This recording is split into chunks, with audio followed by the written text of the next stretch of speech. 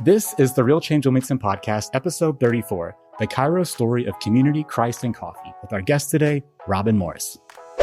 I think there's a dream or dreams in all of us, and what would hold us back are ourselves, honestly.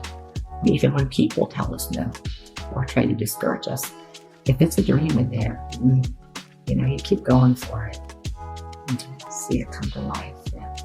What is going on, everyone? This is your host of the Real Change Wilmington podcast, Dustin Pierce. And I'm Emily Griffith, the co-host. And if you've not tuned into us before, we are a positive, constructive, and lighthearted source of local news, events, and resources. In our podcast, we interview leaders of local organizations to help squash rumors and foster a greater sense of pride and community in Wilmington. Our guest today is Robyn Morris, who is an awesome coffee business owner here in town. Before we get into her podcast, Emily, how was your weekend? That was all right. Been a really long week for me. Got a lot of changes going on. Mm-hmm. And I did get to relax a little on Saturday evening. My mom and brother and I went to Eastgate. We went to Jungle Gyms and had supper. And then we went to my mom's favorite store in the whole world, Aldi. So oh, wow. We go to every Aldi. Anywhere we go, she says, gotta take me to the Aldi. And I go, are they not all the same? Some of them are real trashy. Not gonna lie. Some of them are real nice. Oh, wow. The one here, solidly average.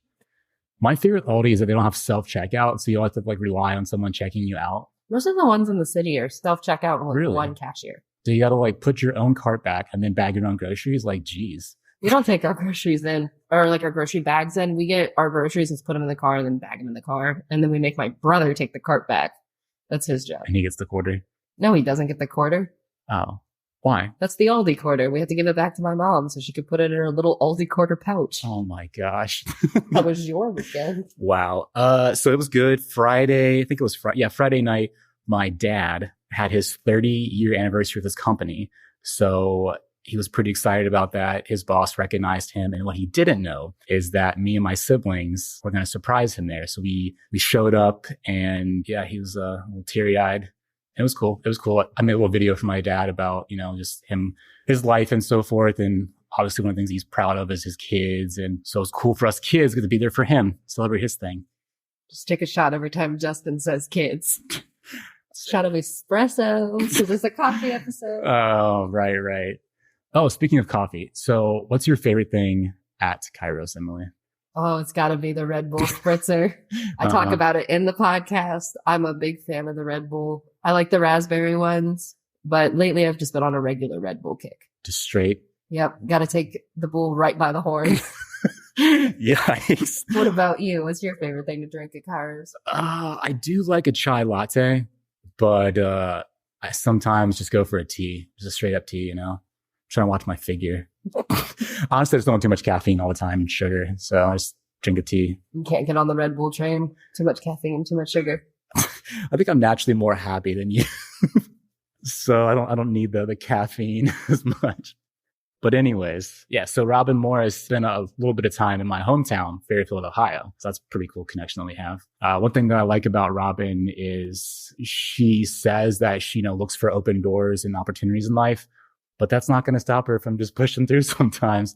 So I really respect that. She's a very tenacious but gentle woman and super kind. So I'm excited for people to hear her story if they've never heard it before. So without further ado, let's let Robyn talk about Kairos. Robyn Morris, welcome to the Real Change Wilmington podcast. Thanks for being here. Thank you, guys. Appreciate it. Glad to be here. Excited to hear your story and have you share it with the community who haven't heard it, I guess. Right. Awesome. Good. Well, I'm excited to be here and share. So we ask typically 3 questions. We want to know who you are, what your organization does, and then we usually try to get into any misconceptions or criticisms, I suppose. But I don't know if we have any for you and per se. But if you want to mention anything that you've heard in the past and clear it up, we can get into that. Okay. So let's just start with what's your story? Where are you from? Well, gosh, how far back do you want to go? The beginning of time. Beginning of time. Oh, man. I won't go back that far. But my husband and I, we were high school sweethearts and got married in 1982. And anyway, been together for a long time. And he was working first off at Northrop Aircraft Division in California. So right after we got married, we moved to California. Where did you move from? from Valparaiso, Indiana. Okay. So we were, actually it was Portage, but Valparaiso is a little bit bigger city. Some people might know it more than the town of Portage. And so we met in high school, and then he got a job. He actually went to Purdue University, got a job in Northrop Aircraft Division in California. We moved to California and lived there for 3 years. And then he got a job. We really wanted to move closer to our family in Indiana. And he got a job at General Electric Company. We were able to move to Ohio, and from Fairfield, Ohio, we moved to Wilmington, and he got a job at what's called Addition Manufacturing now, but it was Addison McKee at the time, down right before you get to Walmart. Okay. It's called Addition Manufacturing. So he got a job there that brought us to Wilmington, and we've been here for a long time. I actually grew up in Fairfield, Ohio. Did you? Yes. Yeah, I was the PTA president of Fairfield North Really? Elementary School. Okay. I went to South Elementary, Okay. so Yeah. all poor kids, I guess. No. I was kidding. Degenerates. That's funny. I know at one point in your story, you were trying to become an actor. Was that when you were in California? Actress, I guess. We have, of course. Well, yeah, while we were out in California, Larry's and I had this, it was like, let's put it this way. When I was a little kid, I would sit in front of the TV and I would just like watch everything that everybody was doing and go, I want to go to Hollywood since I was little. And so when, he got his job out at Northrop, and he's, well, here we are in LA. Do you want to pursue it? I went, really? Okay, sure. And I became part of an acting studio that was down on Hollywood and Vine. And it was great. And they had they would have audition nights, and then they would have some of the casting directors from sitcoms and different things come in and watch. And so we have one of those evenings, and a casting director wanted to bring me on as a walk-on for the sitcom called Facts of Life. So we were Googling it earlier, trying to figure what I was. And I was like, I'm pretty sure it's Facts of Life. You're right. It was. And so, that was exciting. But my ambition in life was really to be a wife and mom. I wanted to have kids. I love children. And when I was offered that part, I found out I was pregnant with our first son, and I turned it down. But you were on set and did something, right? We had, there were just basically, you had to perform in front of the casting directors. So no, I was never on the Facts of Life, but I performed for the casting director, and that's when he saw, and he just like, okay, well, we'd like to bring you on as a walk-on the Facts of Life. And okay, that's great. If you can get a walk-on part, and they like you well enough to bring you in there, then they're typically you'll go a little bit farther. So that was a good break, but I wanted to be a mom instead, and I was pregnant, and I don't think they would have had to write that in pretty fun. And a girl's home, the Facts of Life was a girl's home. So that would have been really interesting. And that would have never happened, but that's what happened. Right on. So, yeah. So you moved to Wilmington. What did you do when you got here? Well, we jumped right into the community. We're very much people. Made a lot of friends. We were a part of what's now Dove Church. It was called Wilmington Fellowship Christian Church at first, which is now Dove Church down from where the coffee shop is. Jumped in there, made a lot of friends, and homeschooling, part of the homeschool group, and president of one of the homeschool groups who were part of Xenia and Wilmington. It jumped right in and just became part of the community, and eventually started the Wilmington House of Prayer. Living right across the street from you guys. It's where the outside mural is. That was across from the Murphy. Mm-hmm. Okay. Yeah. Yeah. We were there 9 years, and it was 24/7. We had, trying to think, we had about 20 congregations in the community and 75 what we called watchmen who would come in and take time, what we called on the wall. They would write their name on the wall, and they would be there and be present to pray for people who came in. And at the time when we first launched, and it wasn't intentional this way, the DHL had just gone out and people were. So what year did you start at? So DHL pulled out in 2009? So it would have been 2009. So when you started? Yes, 2009. So right when it happened? So, yes, right. It was right around the time. Is that why you started it for? No. Okay. It just happened that it was all happening around the same time, which then again was huge because we were there for the community. And then Glenn Beck came into town and that blew it out of the water because Glenn found out there was a 24/7 prayer room. Mm-hmm. And he came in. It was the weirdest thing, if I can tell you. So wait, who is Glenn Beck? People who don't know. Okay. Not me, but I know who it is. Yeah. JK. So at the time, Glenn Beck was a Fox News anchor person. Okay. And then he left Fox and he started his own talk show, if you will, and news, what do you want to call it? I mean, it was basically a talk show and he did interviews with people and brought people in and so forth. So, but he got wind of DHL pulling out. And he had just wanted to help a small community do something to be better. And when he found out about that, he came. And you guys, it was absolutely crazy. Number one, I mean, he came to the prayer room. He went to Generations Pizza. There were several places in town that he personally went and just met the owners or, people in charge. But what was really cool, we would have never thought that we were a nonprofit in the prayer room. My husband and I, for the most part, and some of the community churches were the ones that kept it open. I mean, it was rent. You had to pay insurance. It was like a small business, but it was a nonprofit. And when Glenn came in, it was in the evening, like late at night.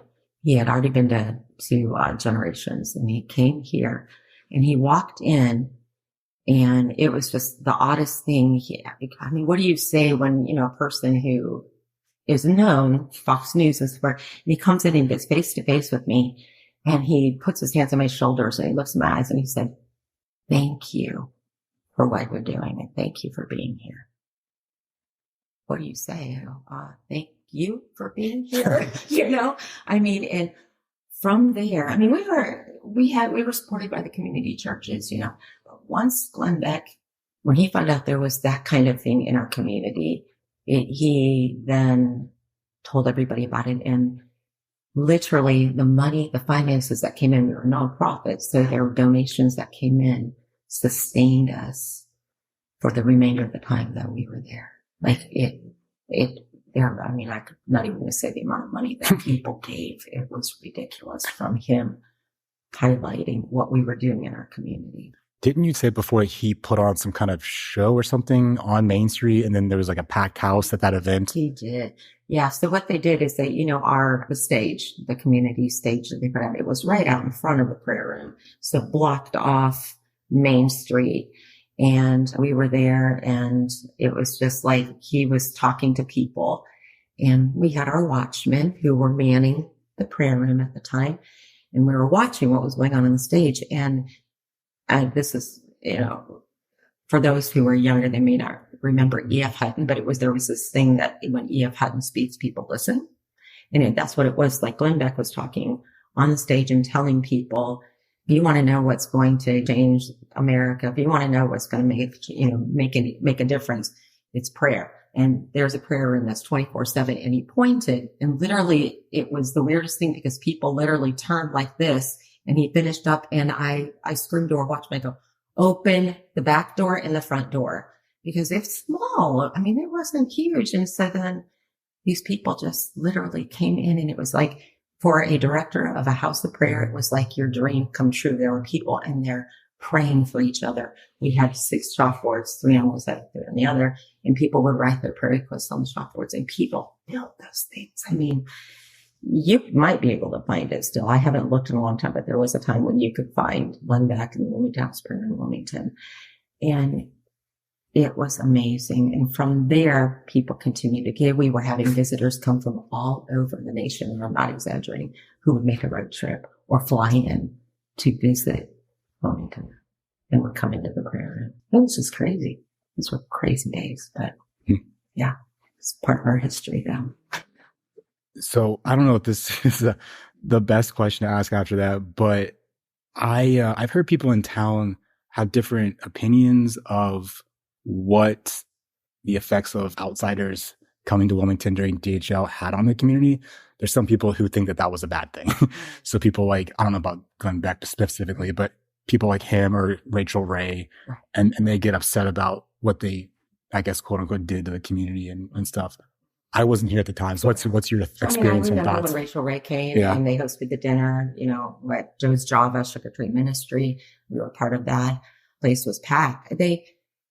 To me, I didn't look at it as a bad thing personally, because they saw that it was a community in need, that there was something going on, and they wanted to be able to let their audiences know, which then really for us, and I think some others helped. I mean, it brought people into our community who intentionally wanted to come make purchases and do things like that to help take the burden off of people who lost jobs and things like that. So for us personally, we didn't see it as a bad thing. It helped our ministry out, the house of prayer at the time. Like I said, it sustained us for the remainder of the time before we closed to open the coffee shop. It was really remarkable that there would be well-known people who took a notice of a little town like us and came with the intentions to help. So what was the transition from House of Prayer to Kairos? So it started on a road trip with some Wilmington College students in 2013. So it took a little while, but in 2013, we took some college students on a road trip to Kansas City, Missouri. And on the way back, we stopped at this little coffee shop / ice cream store. And they were just like, Robyn, we need to have a coffee shop in Wilmington. And they're Wilmington college students. I'm going to listen to them. They're here. And so we, all the way back from Kansas City, we talked. Well, what would that look like? What would you guys like to see as college students in this town and so forth? And so that was 2013. So it took us a while. We opened in February of 2019. But in that time, it didn't leave me. Larry and I talked about it. We're like, what would that look like? And honestly, it happened quite suddenly as far as how to open Kairos. It wasn't like we were like intentionally making plans to do that from that time that we began to talk about it.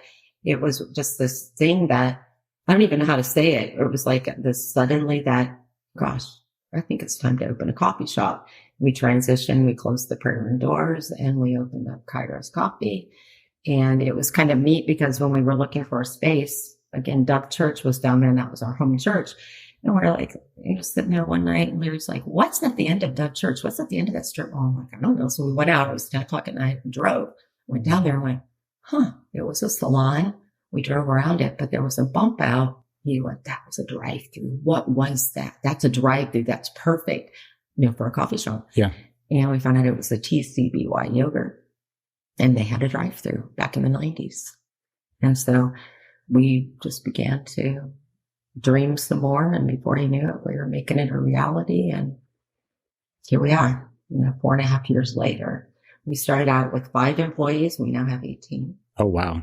Yeah. Yeah. And so it's grown quite a bit, and then, expanding, even though the bakery doesn't belong to us any longer. Cindy Gonzalez took it over. Yeah. I'll ask about that in a second. Yeah.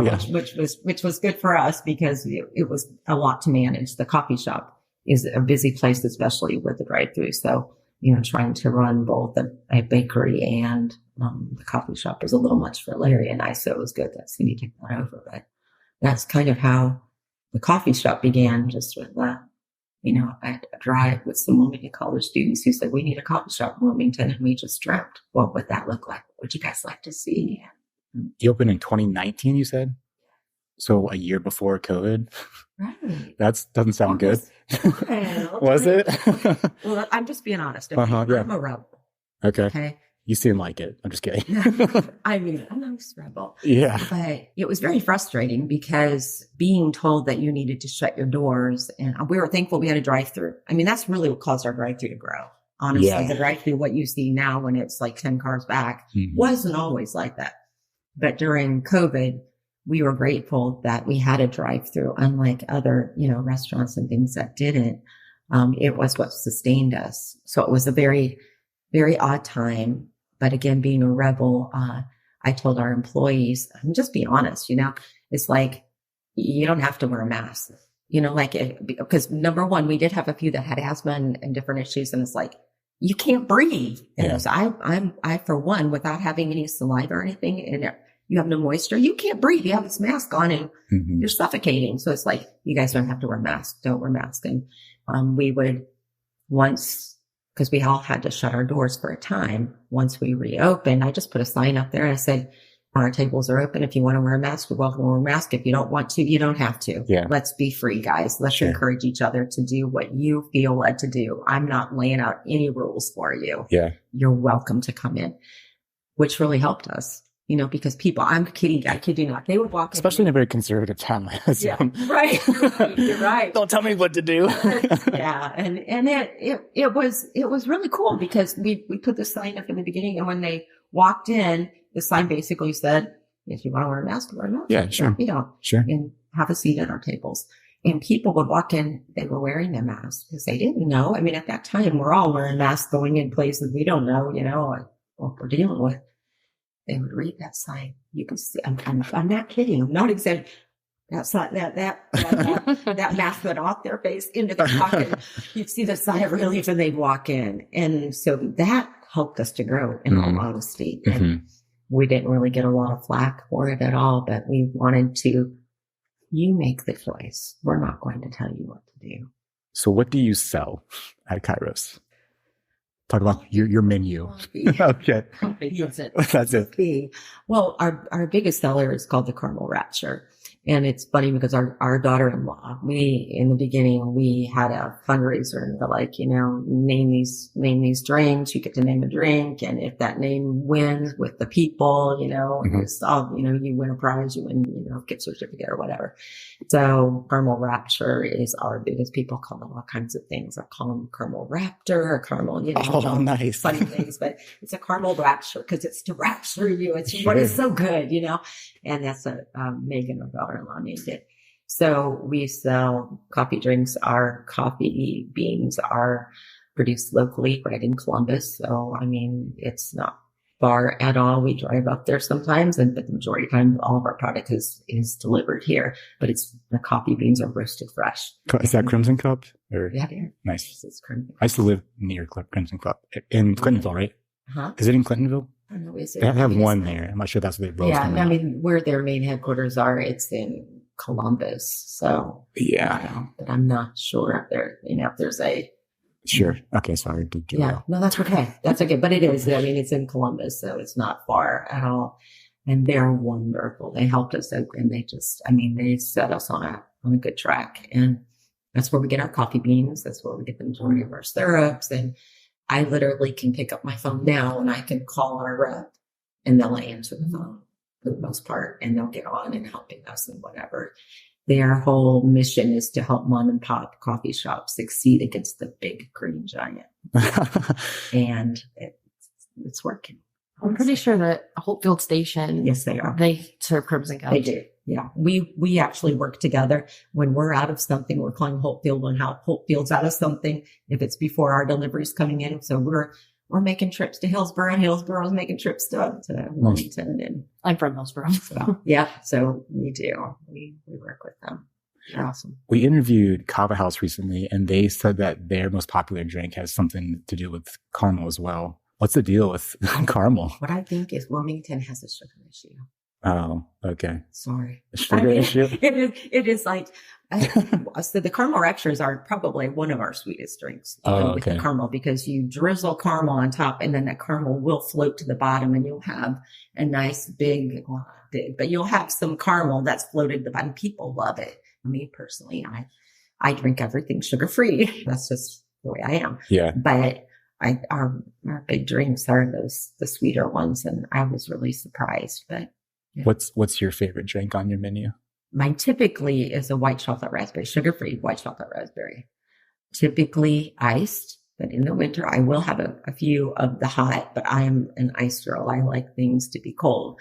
And so that's typical. But like right now I'm drinking a sugar-free pumpkin chai. So it's our sugar-free pumpkin and our sugar-free chai, and it's really good. And I always get 2 to 3 shots of espresso in it. I am a coffee person, so I want to make sure that it has plenty of coffee. I like caffeine and I like the flavor of coffee. So that's where I'm at with that. So when did you start the bakery? What was the reasoning behind opening that? And then you then sold that since then? So when we opened the coffee shop, we had no intention of providing baked goods. We were going to outsource, like we were going to work with people in the community who were already baking and so forth. And it didn't work out. And so it kind of forced our hand to hire a baker. And so we hired a part-time baker. She actually only worked like 2 to 3 days a week. And she made all of our muffins. Then she would just bake her honey off.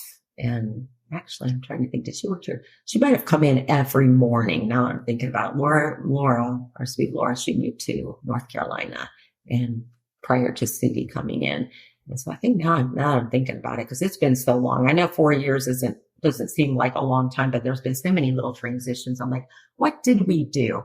But in our little kitchen in the back of the coffee shop, we had a convection oven, and that's where Laura made muffins. Well, our muffins were going crazy and we didn't have room. And we had already told the owner of the strip mall, you let us know if anybody's going to come to the shop next door because we want first dibs on that because we felt we were going to grow. And sure enough, that's what happened. We just could not sustain baking in our kitchen of the coffee shop. It wasn't made that way. And so we acquired, the space next door and put in a full kitchen and made it to where we could sell, from the front of the house there too if we wanted to. In the beginning, we just used that portion for the bakery.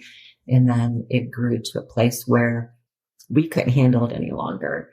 Cindy would actually work with us in the prayer room. She was the artist who did a lot of our art there. And I sat down and had a conversation with her. We call each other sister, pretty close. And I was like, would you like to take this on? And first she told me no. And then. What was she doing at the time? She was working for the Roberts Center. She was a housekeeping, doing things, but working, I think. It wasn't in their like hotels, anything or what, it was actually for them. Oh, okay. So anyway, she said yes after I twisted her leg a little bit. And she came in and started doing our baking. That's when we had to move to the other side because we just didn't have enough room in our little kitchen in the coffee shop. And then she had more ideas. And so her more ideas then caused us to expand a little bit in the bakery. She began bringing in the cinnamon rolls because at first we were just doing all of our muffins and cinnamon rolls were the next thing. And then our turnovers and things like that. So just little by little, we added on. And now Cindy is running that and she's doing specialty cakes and different things like that. But she does all of our baking for us. Seeing people on Facebook rave about her tortillas. Yes, I saw you guys do like Mexican food. She makes breakfast burritos and she makes homemade tortillas. She is Hispanic and she is a cook and she's an artisan. And so she makes things look beautiful. And she makes homemade tortillas and the breakfast burritos rock. Yeah. I see it on Facebook all the time. People are like, I didn't even know they had these. I just came in and they're on about the tortillas. Mm-hmm. So can you order those things through your drive-thru then? No. Yeah, so we have to be very careful. Mm-hmm. When you're a coffee business, if you start bringing it, and we were told this by Crimson Cup in the very beginning, if you start bringing in food is so laborious, it takes so much time that if you want to be a good coffee shop and have quality coffee and get it out the door pretty quickly, do not have much food. Mm. And so we were very careful. We introduced the muffins, but the muffins were, they were manageable. They weren't taking away from us making coffee. So Cindy wanted to make a little more food. And I'm like, that's you. You want to do that? You do that. So, and people would ask, can you do that? No, we can't sell it through the drive-thru. Number one, Cindy's hours are different than our hours. She makes everything on the spot. Nothing is pre-made as far as those burritos. She makes the tortillas, but when you order a burrito, you're going to be there for a few minutes because they're making it. She's made to order right there on the spot. You can't run a drive-thru. Not hold your line up too much. Oh, God, yeah. Yeah. So, again, we were told by Crimson Cup, be very careful on the food items that you offer, because if it begins to take away from coffee, you're no longer a coffee shop. You become a restaurant. Gotcha. Wilmington needed a high quality coffee shop at the drive-thru. Yeah. And so we'll stay that course.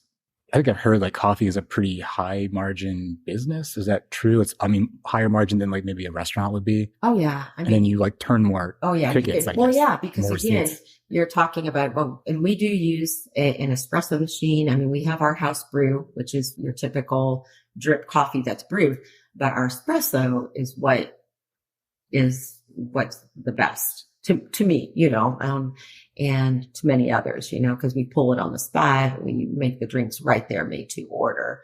And so it takes a little bit of time, but it is well worth it to stay on task as far as being from a specialty coffee shop with espresso based drinks. Yes.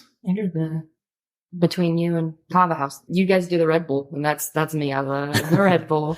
Yes. Yeah. Well, we listen to people, and we kind of we love to talk to those who are coming in and ask them questions when we have little ideas. But we were seeing that Red Bull was taking off. Again, Hopefield had begun it, and we talked a lot, and we just kind of had a few people asking, and we went to skin off our back to buy Red Bull. So it grew so much that we literally have a Red Bull driver who's delivering Red Bull once a week. Emily's so happy to hear that. You don't even know how many Red Bulls we have to buy on a weekly basis. So yeah, it's Emily was bringing one to the office every morning for a while. Yeah, then I go get one in the afternoon. Oh, yikes.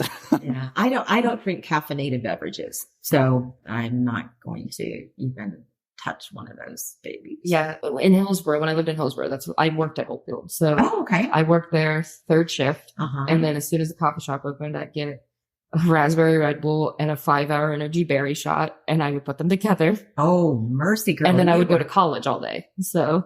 Well, yeah, I would say that you probably would be pretty steady then all day, huh? I was on a chai kick for a long time, and then I went through your drive-through a few months ago, and I saw it, and I was like, "This is it. This is what I need." Yikes. Yeah, it's a big enough seller that it's not going anywhere. And you do it as like a slush too. We do. That's cool. Mm-hmm. I've never had a slush. Yeah. I hear it's good. If you like Red Bull, yeah, I do like Red Bull. Mm-hmm. So.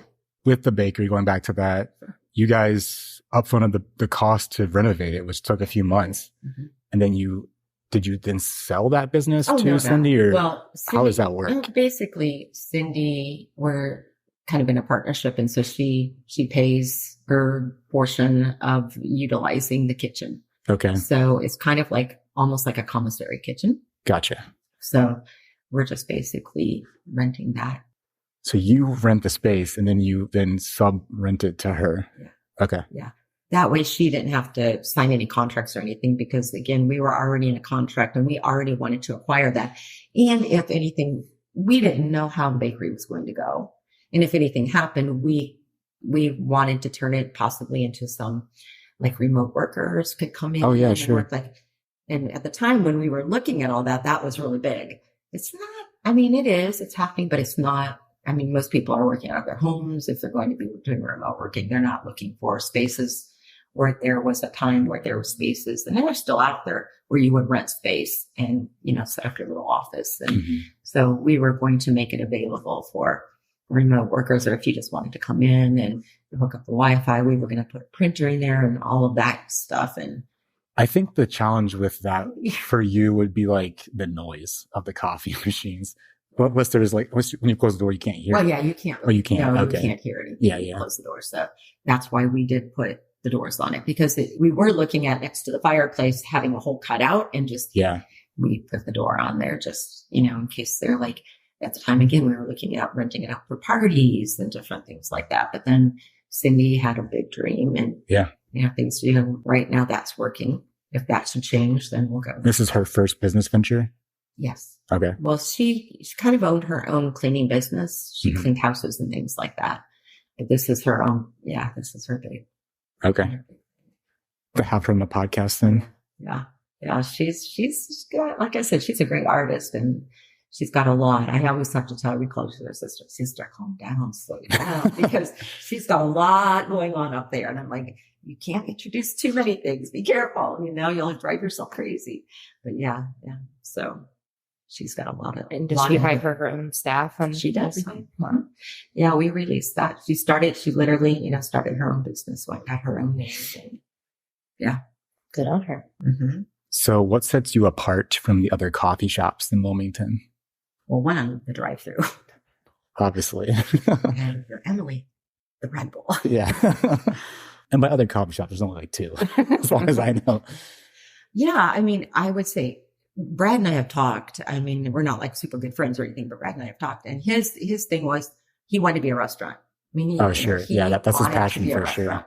We did not want to be a restaurant. And we're like, there's no real competition between us because, well, number one, I go, how many pizza places do you have in a community? Yeah. How many hamburger places? I mean, come on, there's room for more than one coffee shop here. And we're totally different. So I think for Brad, they really, even though they sell coffee, they really want to be in the food industry. And they're making it happen, having Jen in there and things, they're making that happen. And so, I'm like all for that, but that's not who we are. We want to stay a fast-paced, high-quality coffee shop. So you can get in and out and you can come in there and you can, sit and hang out too. But we're going to stick to the coffee and let Cindy do the food. Brad can do the food, but we're going to stick to high-quality coffee and keep that going. Starbucks can be the pink drink and I don't know what else they did. Never got there. Yeah. I'm going to get her torch and pitchfork out. Who is? Robyn. No, I'm not promoting them. I'm just saying they have the pink drink. It's okay right? to me. I go, honestly. It was just the way you went. Support local people. Well, that and their product is not that good. And let me tell you. Ooh, so hot takes. Because I am a coffee person. Okay. Prior to us opening our own coffee shop, I mean, when we would travel, which we travel a lot, we have, half family in Indiana. And so we were on the road and the only place to stop at to get coffee was Starbucks. So that's really all we knew. So I had my favorite at Starbucks. Then we opened our shop. And first time I had Starbucks outside of our shop, we were going to Florida to see our kids and we're in an airport and I had Starbucks. I go and get my drink. I threw it away. I go, this is awful. Like, really? This is what I was drinking? And I ordered something very similar to what I would order in our shop. And I threw it away. No, this is terrible.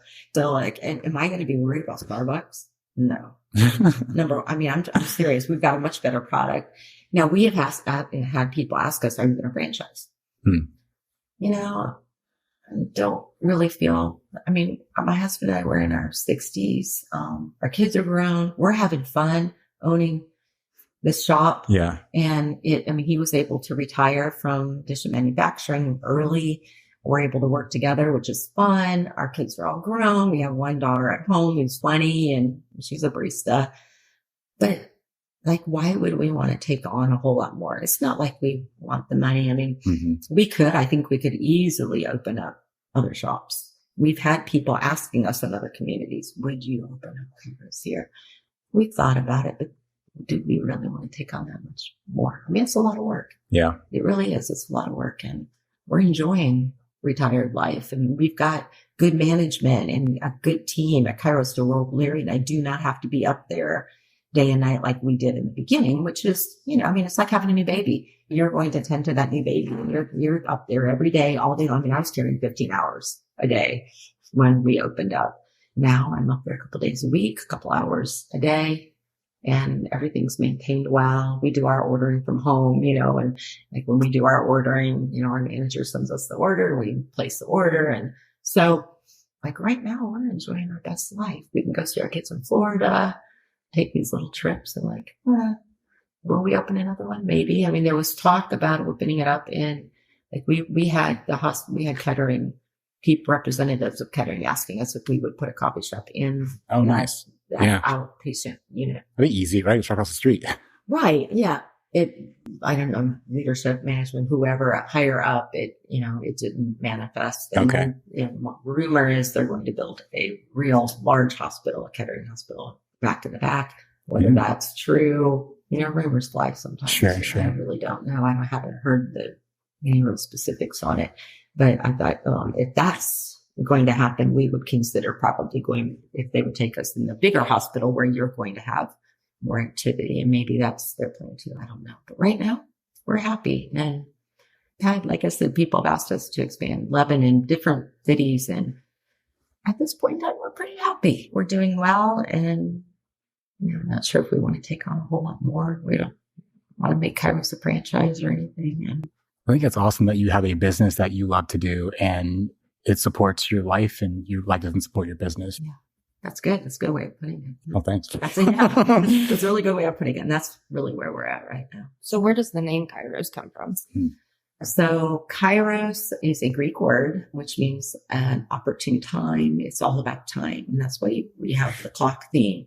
It's like the tagline that we really came up with was your time and place for coffee and community. We're all about our community. We've been very involved in our community. And when we can bring coffee and community together, that's where we brought in Kairos. I mean, when we first came up with the name, we were still at the prayer room, and we remember going in and late night, and we would have these night watches, and so the room was packed, and we had all these people in there, and we just went, hey, so we have this idea, start a coffee shop, and here's a couple names, and we all landed on Kairos because it was just about time and being time and place for coffee and community in our community. That's where Kairos came from. I like that gift. Thanks. Why do you? I mean, you wouldn't have picked it, right? We actually voted on it. I mean, there were a couple things flying around, but when I took it into our Watchman prayer room that night, we came up with it. Kairos was where we kept laying, and we kept coming back to it, and it felt good. So that's what we went with. I didn't plan this next question, but I feel like you talked about it to me before in the past openly, and I felt like I respected you for it. So you said you have arthritis. And obviously that affects your business a little bit, what you can and can't do. You're not going to find me behind the bar. It's in my hands. Okay. And so, I mean, it's in other parts of my body, but primarily here, as you can see, and I can't lift things or hold things. So you do not want me trying to pick up a gallon of milk and pour milk into it. It'd be a mess. And so I keep myself away from behind the bar. I'll clean. I'll go back there and I'll wash the dishes. I'll, do all those things, but you're not going to find me trying to pull espresso. I just can't even grasp those things. So yeah, it's stinky, but I find ways to manage. Yeah. I wouldn't have assumed that because you have such a positive attitude and you're obviously such a hardworking person. So thank you, Justin. I don't let it stop me. Yeah. No, I just am careful of what I do because I can't make a fist, number one. So, I mean, in a gallon of milk, it's like, no, not going to work. That's why you hire employees for. Exactly. That's 18 employees, 36 hands that can lift up milk. There you go. Oh, you can do math today. I know. It's awesome. You're young. Sharp up there. Fast thinker. So I guess we discussed future plans and you just kind of. Yeah. One day at a time, honestly. Yeah, sure. I mean, we think about it. And again, if anything should really transpire across the street, that would make it easy. Some people would say, well, do you really need something there when you got there? But you're talking about a community of people that are in a hospital. Yeah. It's totally different. We're working with Clinton Memorial. Now, we've been working with Clinton Memorial for probably 3 or 4 years, not long after we had opened. We were approached to look at putting a coffee shop in the atrium area. And right now we're still working with them, and it will more than likely be in the gift shop area. Okay. A small little area where you can get espresso-based coffee. And you will staff that? Yes. Okay. Yeah, it would be Kairos Coffee, but we would just basically renting a small portion of either the gift shop or outside the gift shop. Is the gift shop where the restaurant is or no? No. So like if you were to walk into the main area, you go into the hospital and you go back past the front desk and you go past there into what they call the atrium. I don't even know if it's still there, but there was like a little waterfall, brick, that brick area. Well, the gift shop's right there. And so we would just have a little area there. We were going to build a big area out in the atrium area, but they just were feeling like maybe that might be a little bit too much. Plus, it would have been a pretty penny for us to build that out. So to find a spot in the gift area and, having a little space that would be espresso based big. And so that's, we've met multiple times on that. So I think it will fly. We just don't know when. Last question. Ooh. I think, a lot of people are afraid of change. There's a lot of people who are afraid of change. I would say you're someone who has made a lot of big changes in your life with actor, mom, business owner. So I guess my question is what would you say to encourage someone who's thinking about making a real change or a big change? Well, number one, I am a type of person who I look at and know as a challenge. Like when I was a child, if my mom told me no, I'm like, okay, how can I get around this?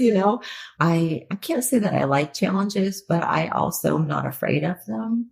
I think it starts with a dream. We can't be afraid of, if we have a dream, we should really try to pursue that dream one step at a time to see. I watch doors open, okay, I'll set little, goals, if you will. This door opens, I'll go to the next one and the next one until, it comes to fruition.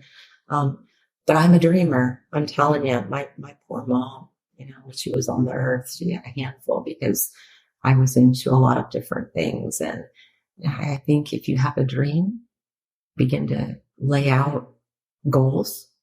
I mean, it's really, really important to, set some goals and take one at a time. If you look at the whole thing, it can be overwhelming.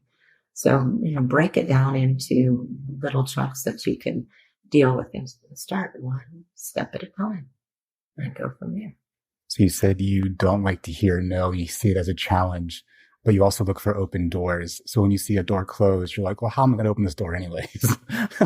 Possibly. I have been there that way. I can be that way. And there are other times when the closed door is a welcome closed door. Because, sure. Okay, it's one thing off my plate. But I don't know, I guess my husband will tell you, I'm not afraid of a challenge. That's good. I don't like them per se, but I'm kind of stubborn. Mm-hmm. And if I can say, I'm just going to be bold to say that if I know that it's a God thing, I am a spiritual person. If I know that it is, there will not be anything that will stop me. I'm going to keep going and going and going and going. Yeah. But it's when it's me and I have my ideas, I'm a little slower to go. But there are times when I know that this is what we're supposed to do or what I'm supposed to do. And you're going to find me being pretty tenacious to go after it. And I won't take no for an answer very easily. I'm kind about it, but I'll keep going. Tenaciously pursue your dreams. Yeah. I think that's really important. And I think there's a dream or dreams in all of us. And what would hold us back are ourselves, honestly. Even when people tell us no or try to discourage us, if it's a dream in there, you keep going for it and see it come to life. And so, yeah. Well, thank you for sharing your story on our podcast. Oh, well, thank you for having me. Appreciate you guys. Well, that's it for our show today, folks. Hope you enjoyed hearing from Robyn Morris over at Kairos Coffee. And if you've not checked them out before, go in and get a coffee or go through their drive-thru. And if you're like Emily, get a Red Bull, I guess. Load up on that caffeine. Go, go, go. Yeah. So if you want to hear more about the Kairos story, go talk to Robyn over at Kairos. She's there in the mornings usually. And if you want to hear more about Real Change, Emily, how people connect with us. So obviously we have the website and then we have our social media platforms. We're super active on Facebook and Instagram. We also have a paper going around town as well, too. I forgot about our paper. Not that we just didn't work on it for a whole month. Yeah. But so anyways, with that, I'm Dustin Pierce. And I'm Emily Griffith. Keep it real, Wilmington.